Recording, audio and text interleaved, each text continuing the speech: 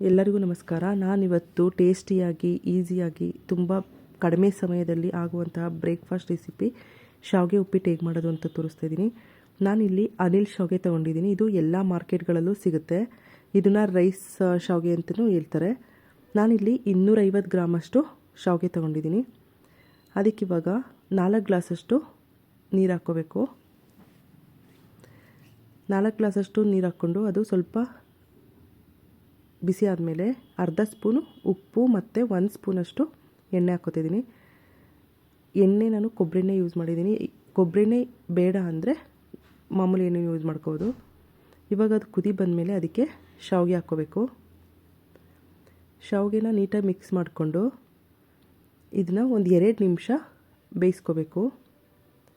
ಇದನ್ನು ಮೀಡಿಯಮ್ ಫ್ಲೇಮಲ್ಲಿ ಇಟ್ಕೊಂಡೇ ಬೇಯಿಸ್ಕೋಬೇಕು, ಇಲ್ಲ ಅಂದರೆ ಉಪ್ಪು ಬಿಡುತ್ತೆ. ಜಾಸ್ತಿ ಬೇಯಿಸಿದ್ರೆ ಇದು ಫುಲ್ಲು ಅಂಟು ಥರ ಎಲ್ಲ ಆಗುತ್ತೆ. ಅದಕ್ಕೆ ಒಂದು 2 ನಿಮಿಷ ಬೇಯಿಸ್ಕೋಬೇಕು. ಇವಾಗ ಆಗಿದೆ ಇದು. ಇದನ್ನು ನೀರು ಸೋರಿಸ್ಕೋಬೇಕೀಗ. ನೀರು ಸೋರಿಸ್ಕೊಂಡು ಅದ್ರ ಮೇಲೆ ಒಂದು 2 ಗ್ಲಾಸಷ್ಟು ತಣ್ಣೀರು ಹಾಕ್ಕೋಬೇಕು. ತಣ್ಣೀರು ಹಾಕ್ಕೊಂಡ್ರೆ ಅದು ಅಂಟಲ್ಲ, ಈ ಥರ ಬಿಡಿ ಬಿಡಿಯಾಗಿ ಚೆನ್ನಾಗಿ ಬರುತ್ತೆ. ಇಲ್ಲಿ ಒಂದು 2 ಸ್ಪೂನ್ ಎಣ್ಣೆ ಹಾಕ್ಕೊಂಡು ಎಣ್ಣೆ ಸ್ವಲ್ಪ ಬಿಸಿ ಆದಮೇಲೆ ಅದಕ್ಕೆ 2 ಸ್ಪೂನು ಕಡಲೆ ಬೀಜ ಹಾಕ್ಕೊಂಡಿದ್ದೀನಿ ಮತ್ತು 2 ಸ್ಪೂನು ಕಡಲೆಬೇಳೆ ಹಾಕ್ಕೋಬೇಕು. ಅದು ಸ್ವಲ್ಪ ಫ್ರೈ ಆದಮೇಲೆ ಅದಕ್ಕೆ ಒಂದು ಅರ್ಧ ಸ್ಪೂನಷ್ಟು ಸಾಸಿವೆ ಹಾಕ್ಕೊಂಡು ಅದು ಕ್ರಿಸ್ಪಿ ಆಗೋವರೆಗೂ, ಕಡಲೆ ಬೀಜ ಕಡಲೆಬೇಳೆ ಎಲ್ಲ ಕ್ರಿಸ್ಪಿ ಆಗೋವರೆಗೂ ನೀಟಾಗಿ ಫ್ರೈ ಮಾಡ್ಕೋಬೇಕು. ಇವಾಗ ಅದಕ್ಕೆ ಒಂದು 2 ಸ್ಪೂನಷ್ಟು ಗೋಡಂಬಿ ಹಾಕ್ಕೊಂಡು ಅದನ್ನು ಸ್ವಲ್ಪ ಫ್ರೈ ಮಾಡ್ಕೋಬೇಕು. ಅದು ಸ್ವಲ್ಪ ಫ್ರೈ ಆದಮೇಲೆ ಇವಾಗ ಕರ್ಬೇವಿನ ಸೊಪ್ಪು ಹಾಕ್ಕೋತಿದ್ದೀನಿ.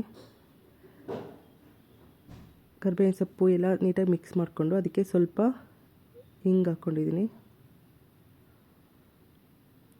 2 ಹಸಿರು ಮೆಣಸಿನ್ಕಾಯಿ ಹಾಕ್ಕೊಂಡಿದ್ದೀನಿ. ಇವಾಗ ಇದೆಲ್ಲ ನೀಟಾಗಿ ಫ್ರೈ ಮಾಡ್ಕೋಬೇಕು. ಇವಾಗ 2 ಮೀಡಿಯಮ್ ಸೈಜು ಉದ್ದುದ್ದಾಗಿ ಕಟ್ ಮಾಡಿ ಇಟ್ಕೊಂಡಿರೋ ಈರುಳ್ಳಿ ಹಾಕ್ಕೊಂಡಿದ್ದೀನಿ.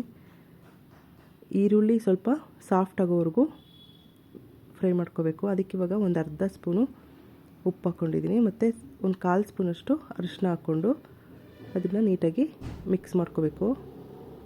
ಇವಾಗ ಇದಕ್ಕೆ ಬೇಯಿಸಿಟ್ಕೊಂಡಿರೋ ಶಾವಿಗೆ ಹಾಕ್ಕೋತಿದ್ದೀನಿ.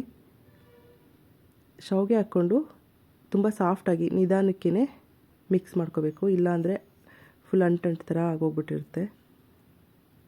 ಇದು ನೀಟಾಗಿ ಇವಾಗ ಮಿಕ್ಸ್ ಆಗಿದೆ. ಇದಕ್ಕೆ ಸ್ವಲ್ಪ ಕೊತ್ತಂಬರಿ ಹಾಕ್ಕೋಬೇಕು ಮತ್ತು ಸ್ವಲ್ಪ ಕ್ಯಾರೆಟ್ ತುರಿ ಹಾಕ್ಕೊಂಡಿದ್ದೀನಿ. ಇವಾಗ ಇದನ್ನು ನೀಟಾಗಿ ಮಿಕ್ಸ್ ಮಾಡಿಕೊಂಡು ಇದು ತುಂಬ ಚೆನ್ನಾಗಿರುತ್ತೆ, ತುಂಬ ಬೇಗ ಆಗುತ್ತೆ. ಇವಾಗ ಇದನ್ನು ಕ್ಲೋಸ್ ಮಾಡಿ 2 ನಿಮಿಷ ಲೋ ಫ್ಲೇಮಲ್ಲಿಟ್ಟು ಬೇಯಿಸ್ಕೋಬೇಕು. ಇವಾಗ ಇದಾಗಿದೆ. ತುಂಬ ಚೆನ್ನಾಗಿರುತ್ತೆ, ತುಂಬ ಟೇಸ್ಟಿಯಾಗಿರುತ್ತೆ ಮತ್ತು ಬೇಗನೆ ಆಗುತ್ತೆ. ಈಗ ಕೆಲ್ಸಕ್ಕೆ ಹೋಗೋರಿಗೆಲ್ಲ ಟೈಮ್ ಇರಲ್ಲ ಅಂಥವ್ರಿಗೆಲ್ಲ ಒಳ್ಳೆ ರೆಸಿಪಿ, ಬೇಗ ಆಗಿ ಎಲ್ರಿಗೂ ಟೇಸ್ಟಿಯಾಗಿ ಸರ್ವ್ ಮಾಡ್ಬೋದು. ತುಂಬ ಚೆನ್ನಾಗಿರುತ್ತೆ. ನೀವು ಟ್ರೈ ಮಾಡಿ.